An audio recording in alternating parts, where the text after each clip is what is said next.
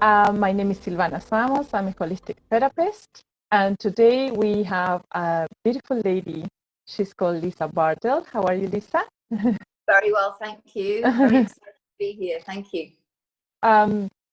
So I decided to invite Lisa to these interviews because her topics and all her content is really interesting and it's very powerful. I have been learning about the wound healing, but from all the Latin women. So she's the only person that I know that really talk about this topic in deep in English. So this is the reason why I invited you. I really wanted you to share all this wisdom with us. So Elisa, she's a therapist, she's a coach, and she's a spiritual healer.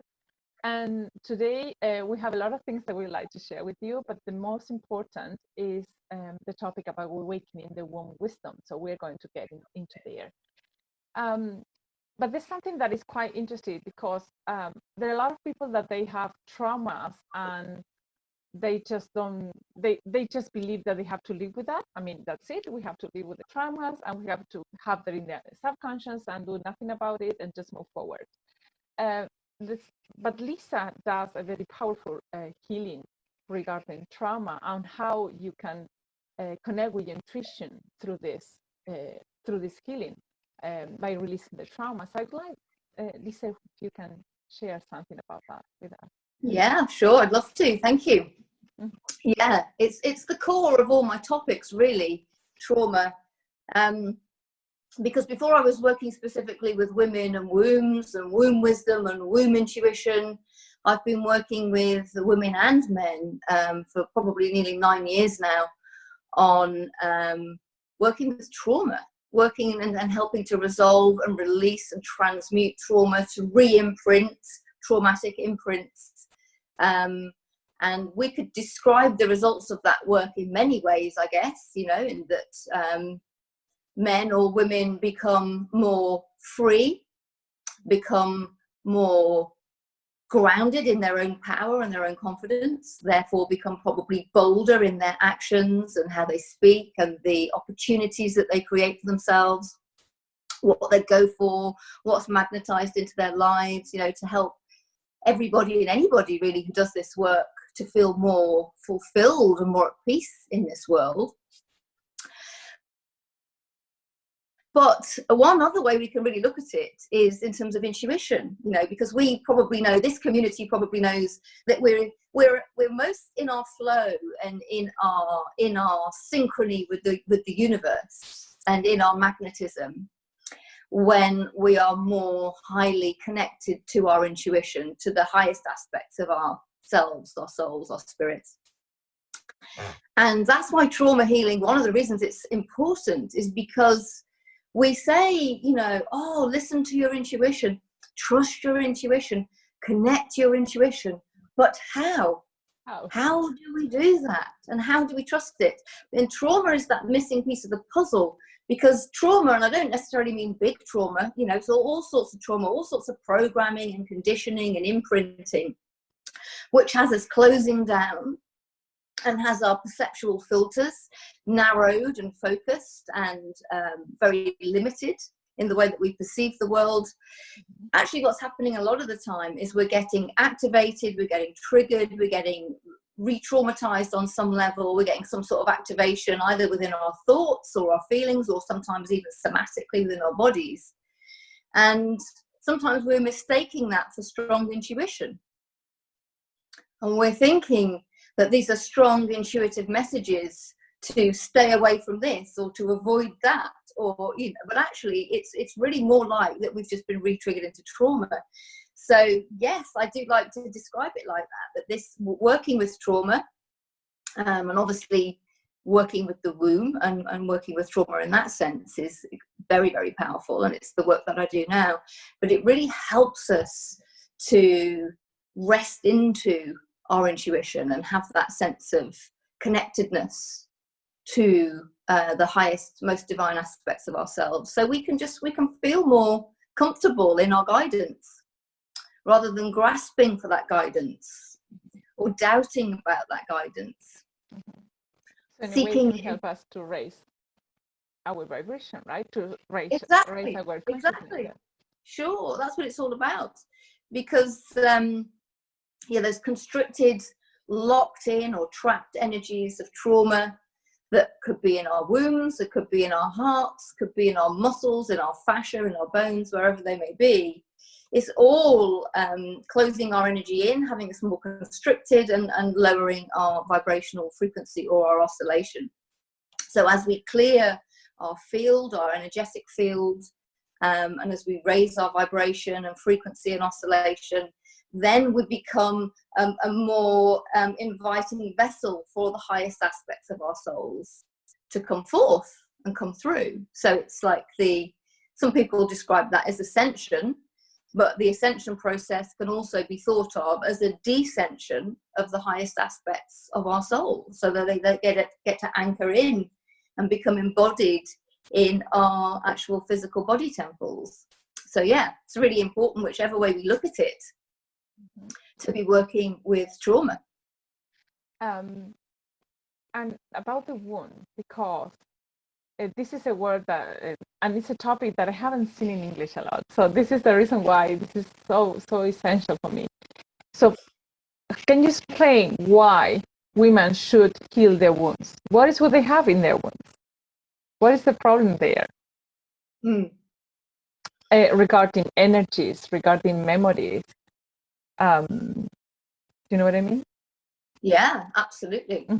Well, it's like everything that I've just talked about applies to the womb. It's almost like the womb is a collecting ground, you know, where we're not only collecting and holding on to our wounding and our trauma, particularly obviously connected to our sexual or intimate relations and our love relationships, but all sorts of other things as well. But it's like ancestrally things get passed on to us, obviously, you know, at conception and as we gestate.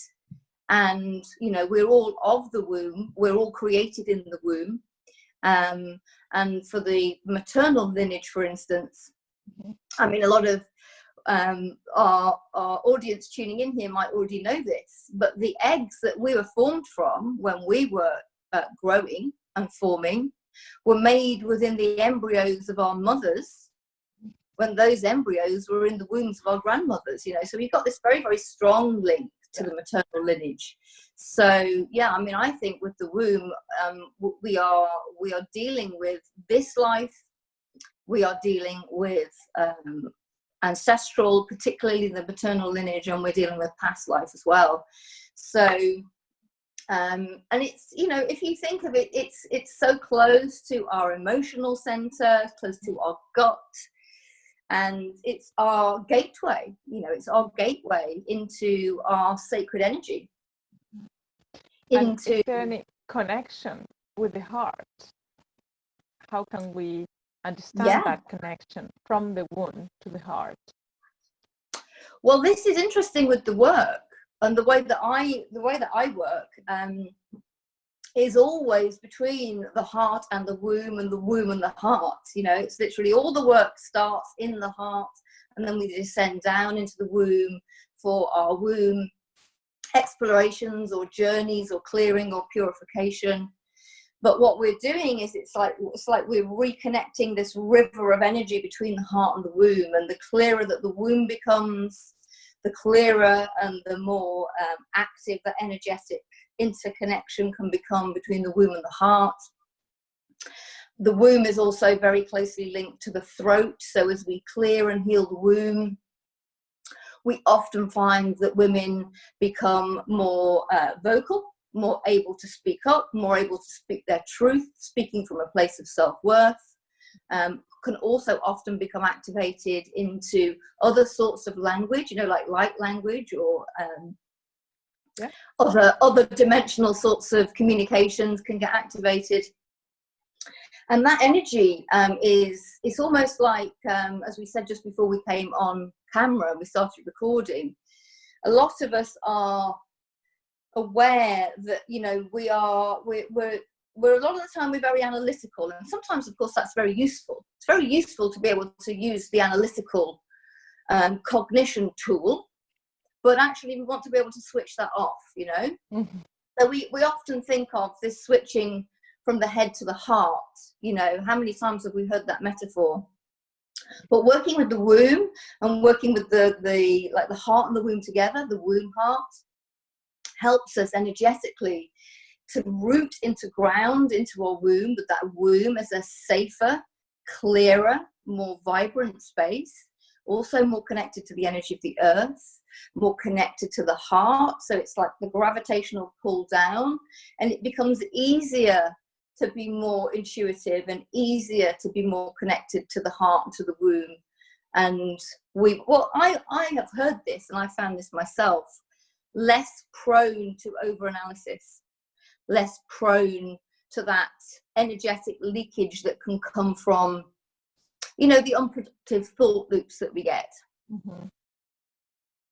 You know, when it's like, this is actually unproductive, this is just over analysis, and it's actually just a hemorrhaging of energy that really could probably be going into the body and doing another much more productive job.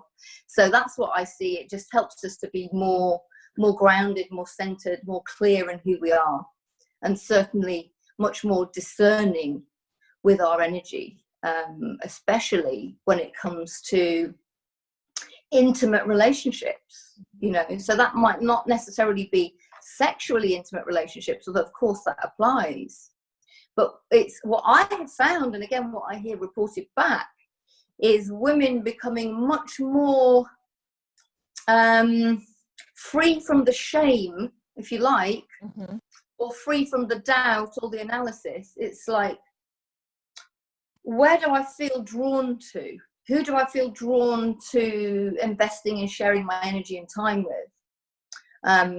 Where do I feel that is not for me, you know? And actually more using that and flowing with that without feeling the need to explain or to be dutiful, or to go where we don't feel like going, you know. And also obviously very much related to our natural ebbs and flows of cycles. You know, we're so cyclical as women, we're rhythmic, and things change and move and flow, and it just helps us to be less apologetic and more connected to that feminine movement, you know, and just being really more, I think, natural, maybe even more primal, a bit more direct in who we are and who we are as women. So this is what I see, you know. I'm working with women one-to-one, and it's not always focused on womb work, but a lot of my group and online work is very much focused on the womb. And you know, it's fascinating to hear about the progressions and the feedback as women evolve. For example, there's something that I learned that is, when you intimidate with someone, or when you have a relationship and then that relationship ends, is a key to clean yourself energetically, because you have been exchanging energy with that person for a long time, and that energy can stay in your wound. And how much do you think this energy can impact in the following relationships, or in the life of the woman? Do you know what I mean? It's the impact. Yeah. It could impact in the next relationships, yeah, for sure. Maybe if it was not a nice relationship, it was a conflicted relationship.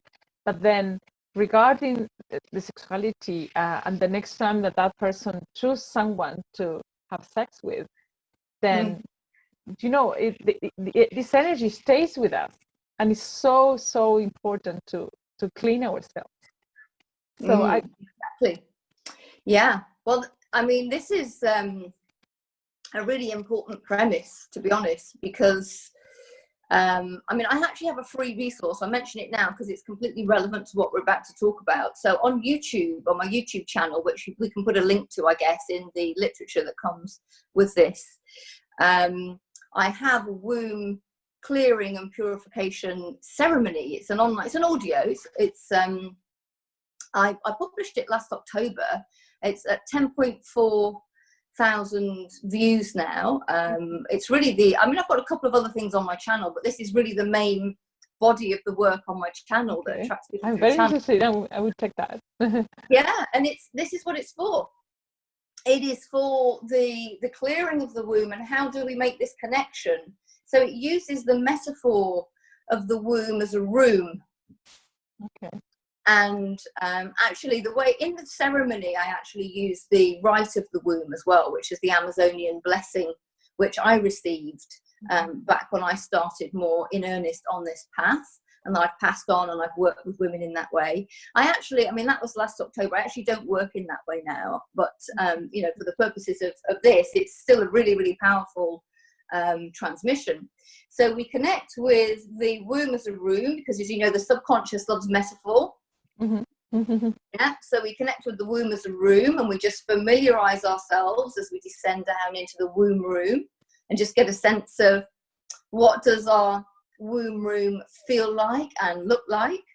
Wow. And then we become aware of the energies of the people, of the beings that we've been holding on to in our womb, which of course may well be sexual partners from the past, but also it can be our parents, it can be our children, it can be our colleagues, it can be people we barely remember, it can be people that we've loved or people that we've hated, you know. So it's a process, and it's a great one to do regularly. So if you connect to that piece of work and you enjoy it, it's a great one as a regular ritual. And just helping to keep forming this connection with your womb. And what we do is we let those people go. We let those energies go. It's like we're reclaiming the sovereignty and the sacred nature of our womb energy for ourselves.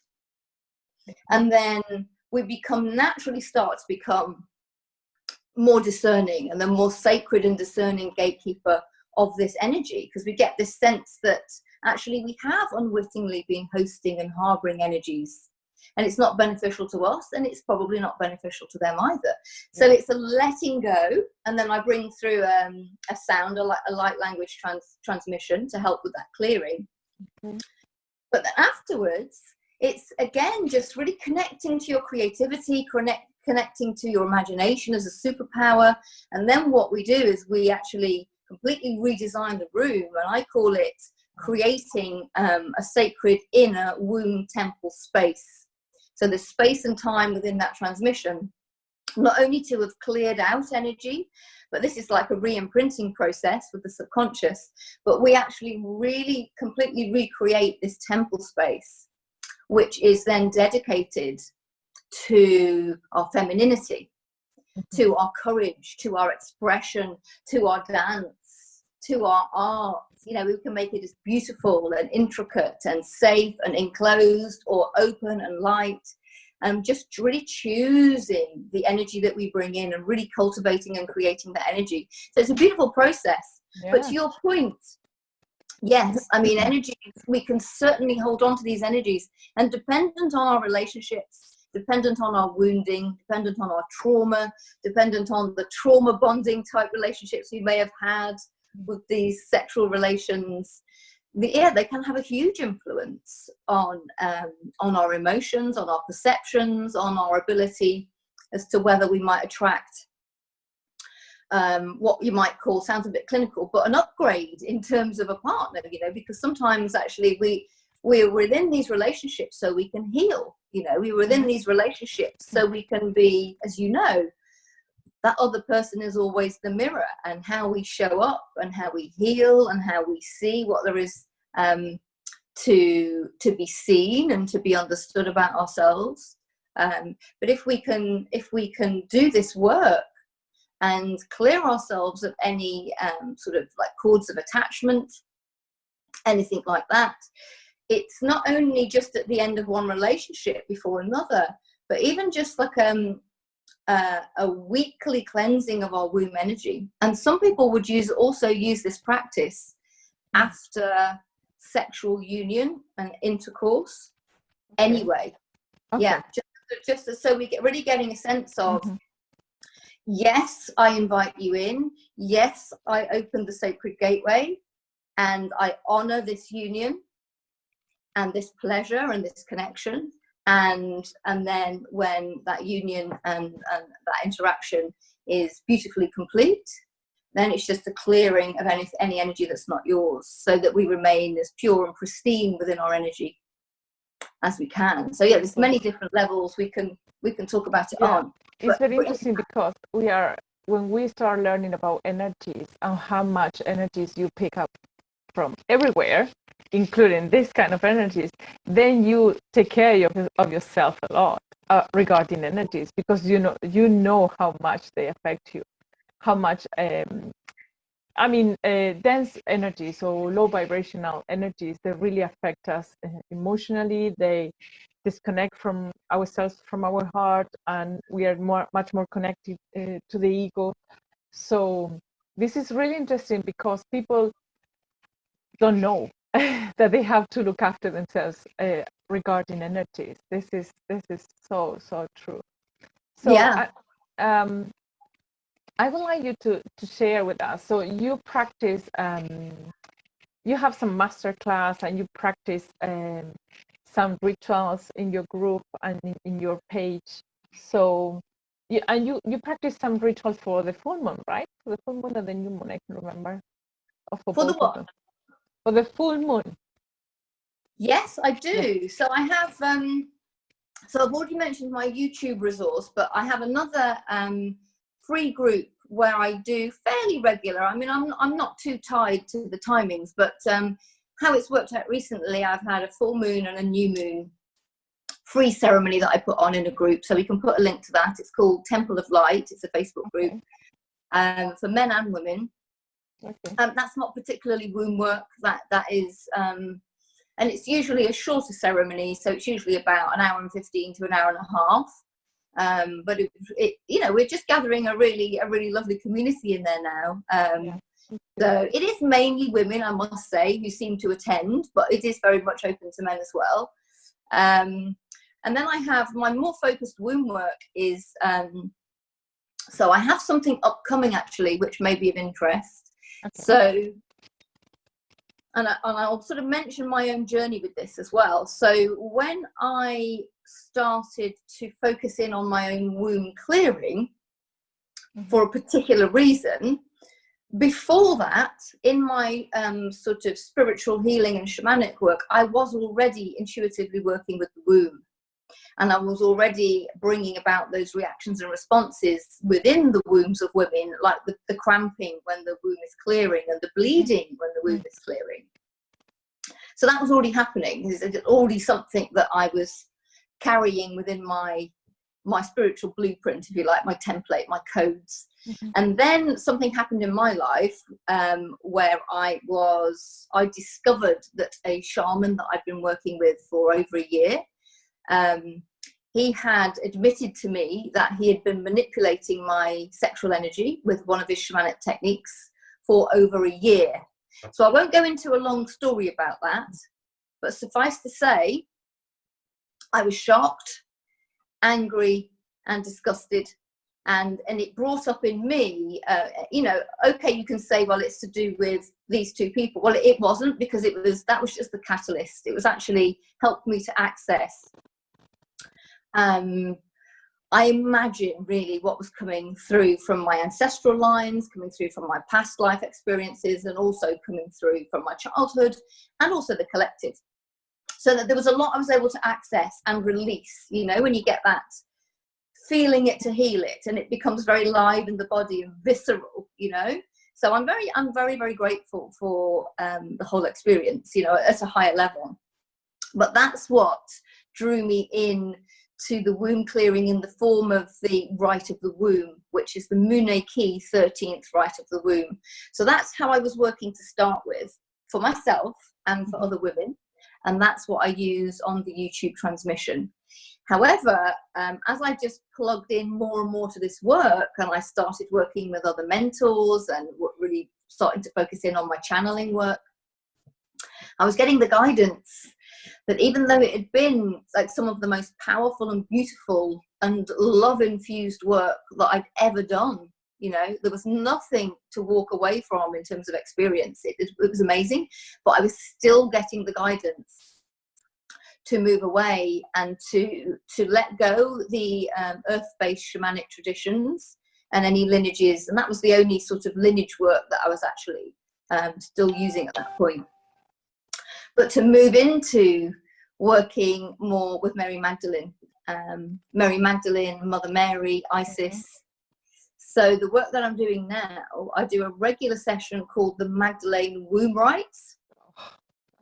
And it is 3 hours, and we work in etheric temple space. And within that time of those 3 hours, which fly by, I know it sounds like a very long time, but they fly by. So we work with Mother Mary and Isis and Mary Magdalene in etheric temple space. So that's coming up as a live stream on the 22nd of June. The others have been really popular and really powerful, so it's developing beautifully.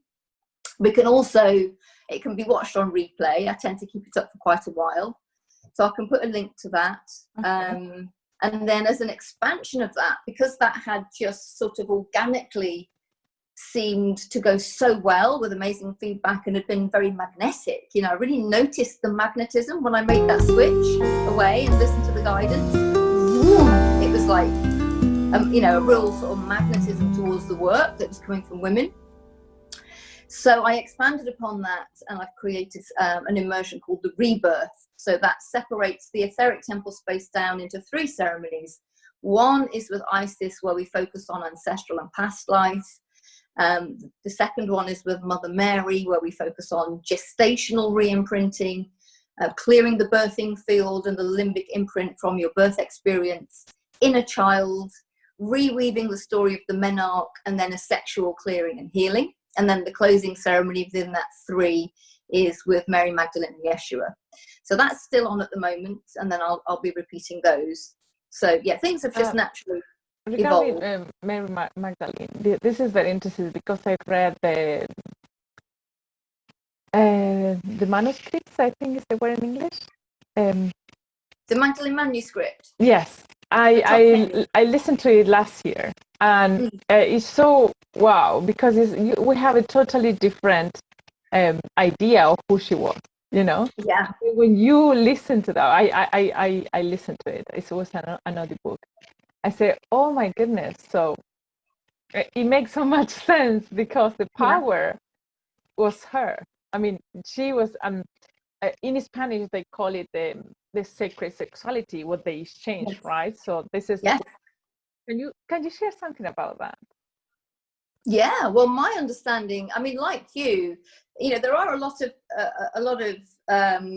alternative stories of Mary Magdalene out there, and they all differ. That one by Tom Kenyon is channeled. There are other channeled ones that have different versions. I've actually got one here. I didn't know who was talking about this, but this is the Magdalene Mystery, which is wonderful.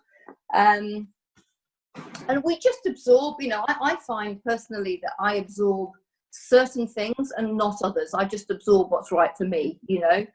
But with the sacred sexuality, I mean, the whole story really is around Mary Magdalene being, well, some would say, a high initiate in the mystery school of Isis. And there were different levels and different threads of training that those priestesses could go on, but she was particularly highly trained in the sex magic.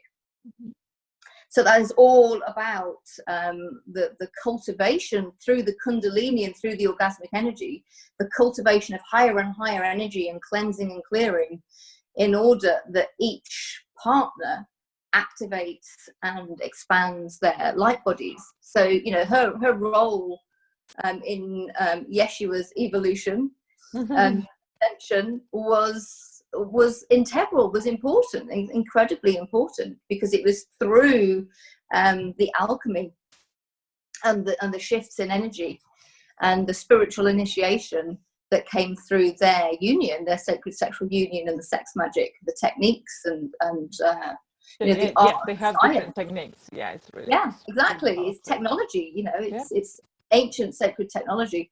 So yeah, I mean, it's a fascinating subject. I'm not an expert on it by any means, but you know, like you, it's very intriguing to delve into it. Yeah, I know couples that they can only channel when they are practicing the sacred sexuality. I Wow. mean, they can tunnel during the day, but when they both know about the sacred sexuality and the techniques. When they are having sex, they are tunneling. It's really amazing. Wow. Yes, exactly. Yeah. I mean, it's a completely altered state, isn't it? You know, one's sort of vessel merges really, but it's a complete shift in energy. Yeah, it's fascinating topic. Yeah. We can talk about that for another hour.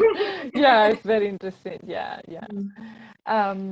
Okay. Really, if there is anything else that you'd like to share, I'm so grateful for all this information, because I know that there are a lot of people who have no idea. And when you talk about healing the wound, sacred sexuality, what is that? No, yes, we have to go there. Yes, we need to go there, because all our, especially for women, all the emotions.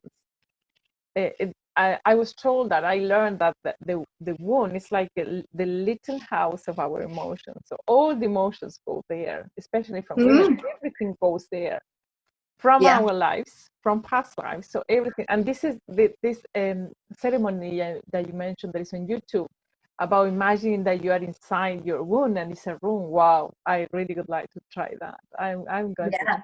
Yeah, really amazing. Yeah, it's beautiful work. It's still being very well received. You know, even though I no longer, I mean, I often use that metaphorical journey, you know, that guided journey still, because it is beautiful, but I don't use the rite of the womb in terms of the Muna key.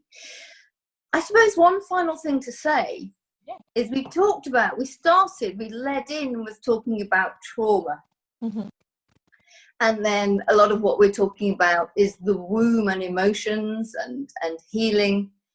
And, you know, I wouldn't be surprised if many people, if they take that on face value and they're not that conversant with this, or not that far on their path with this sort of work, if they might think, oh gosh, oh, working with trauma, oh, working with the emotion of the womb, oh, working with the ancestral lineage, you know, it's almost like, oh, how much do I want to take on? So I suppose my closing sentiment really would be, yes, we're doing all of that, and that might sound like, what, blimey, that's isn't that complicated? Isn't it very technical? And isn't it going to be upsetting? Not necessarily, because it's energetic work. You know, we're working on those energetic levels, and I find with the you know, I mean, I've been working, I guess, as I said, with trauma for many years, but each modality that comes in, and I think of like the spiritual channeling, I think of that as a modality in a sense, because I'm still a clinical practitioner. So I'm still obviously very concerned with, you know, how people come in and the sort of outcomes that they want and what they receive, sort of outcomes that they experience. You know, it's like I like to feel there's something tangible in terms of results, because that's what I'm here for, you know. So, but when we work at these energetic levels, it doesn't have to be as tricky or as painful as people might think at that logical level, you know. And often when we talk about releasing or purging, we often hear, when we're doing spiritual clearing work or shamanic work, it's as much energetic. You know, for instance, if I'm sort of working with somebody and I'm a transmuter as well, so I can actually almost reenact emotional traumatic releasing for them, but I'm not really experiencing that, you know. But it might be that I'm coughing, or it might be that it sounds like I'm sobbing, or it might be that in groups that women sound like they're doing that, and yes, they are, but it's not necessarily like reliving a traumatic experience. You know, it's almost like, yeah, we're making a connection to this energetic imprint, or this constricted energy, wherever it might be held.